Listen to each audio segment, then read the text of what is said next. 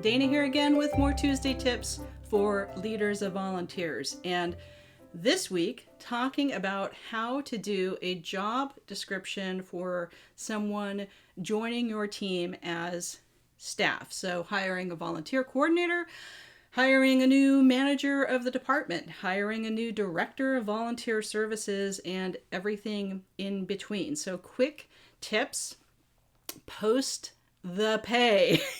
Please, even if you have to go to the mat a little bit with HR because it's not usually the company policy, it is so much more equitable and best practice and accessible and saves everybody a lot of time if you just are transparent and post the pay for hourly or salary. Other HR boxes to check are, is it exempt? Is it non-exempt? Full-time, part-time, all the benefits. Those kind of things, of course, are going to be listed, but please post the pay, and that will help people self-select if this is something they even want to apply for. And if you're having trouble finding someone at the pay that you're posting, that can be a good data point to take up to other deciders in the food chain if that's above your own position, to say, hey, we really have to raise the hourly rate or the salary, or we're just not going to be able to fill this. So that can actually help you get better resourced if you put something out there and you're not getting a lot of responses because of the pay scale or by not posting the pay. The other thing that's important is, of course, these days, more people want to work remotely if they possibly can, or at least have some hybrid flexibility to save time, be more efficient, save money in commuting costs, and save carbon footprint, quite frankly. A lot of people care about that as well. So if there's any possibility of this being a remote or hybrid position where sometimes, you need to be there in person for events and, of course, face-to-face with your team and the volunteers and the community, but that other things, more administrative things, may not need to be butts and seats in the office in the cubicle farm. Maybe they can be done efficiently remotely with VPNs or other security measures to make sure that everything is handled with confidentiality and strong security measures from home computers. So those are the top two trends to definitely make sure are included in your job description. I'm going to put an example, a link to some examples below of just very, very basic volunteer coordinator, manager of volunteer services, director of volunteer services, and acknowledging that we have so many different titles. I've had so many different titles in my 20-something years of doing this before my title was founder and consultant. So for the sake of these Tuesday tips, I'm going to use the word coordinator to mean someone who's early in their career, or maybe entry level, fresh out of AmeriCorps or college, or just, or changing careers from a completely different career path at a different age.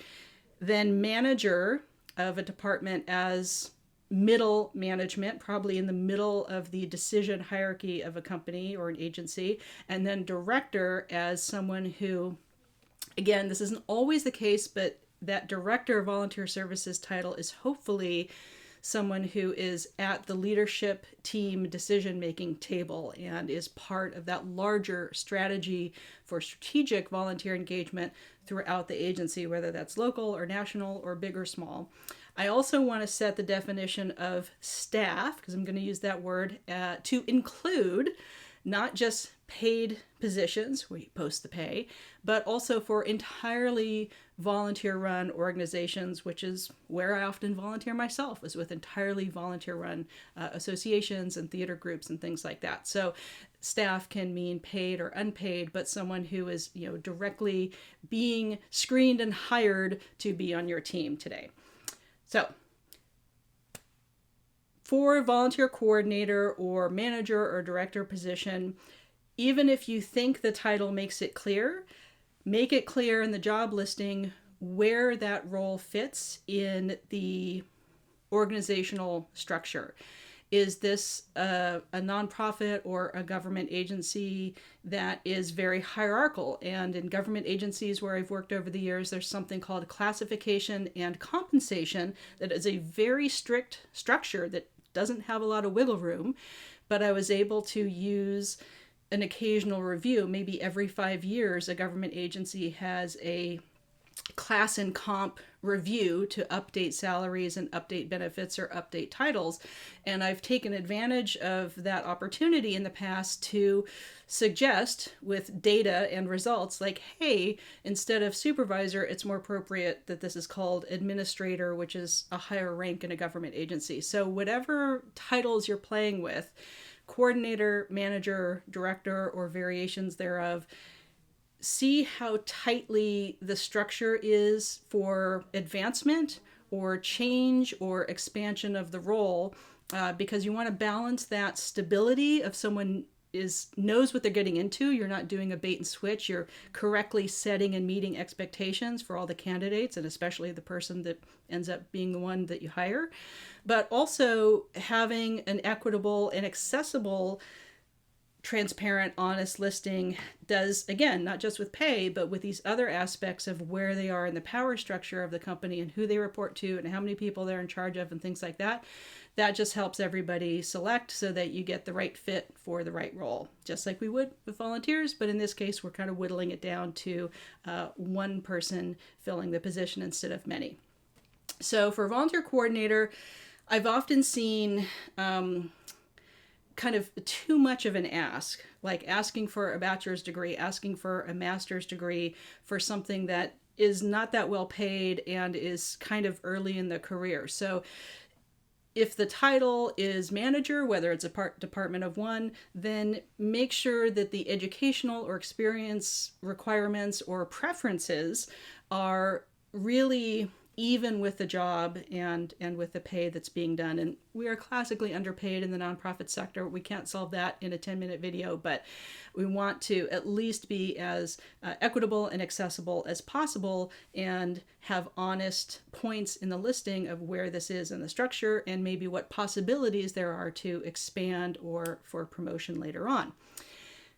Manager, thinking about that as mid-management or mid-career, so maybe someone, at least 3 years, maybe 5 or 10 years into their career is in a manager position if there's multiple people in the department. And that's going to, again, probably start to balance out more budgetary, financial, strategic, administrative stuff than maybe a face-to-face coordinator dealing with volunteers every single day. That could be the case. But director is probably going to be the most removed from day-to-day activities, and again, ideally at a higher orbit strategically with the agency to make these bigger decisions about community engagement overall and specific to volunteer activities and events and kind of setting the cultural tone or setting the world for how volunteers work with the organization in strategic volunteer engagement as a director or sometimes as a manager level. And make it clear, is this position handling money? Is it in charge of other paid people in addition to volunteers if this is an organization with a pay structure, not all volunteer run? So just being as transparent as possible in addition to the usual duties and tasks and other assigned duties as may be necessary, and all that usual jargon that we see in job listings is going to be very, very helpful. I encourage as many of you as possible to, if you haven't yet, get your CVA, Certification in Volunteer Administration, which is a globally recognized certification of expertise. And specific in the United States to healthcare, there's something called CAVS. And certification of administration of volunteer services, but it's very specific to the American healthcare system, which is a very specific and tightly regulated sector. So there's a couple of specialties to certifications, and certainly you can absolutely welcome a volunteer coordinator who has a CVA. That's amazing if you can do that. But because a CVA requires at least a few years of experience in the field, it may be that you add as a preferred trait in your job listing to manager or director, that's where you get a CVA or perhaps more years of experience or more advanced degrees at that level within the organization. So I hope that you've enjoyed these 10 minutes of Tuesday tips on writing job descriptions. I will put links to some examples just to help get you started on a draft in the video description below. And we'll see you next time with more Tuesday tips.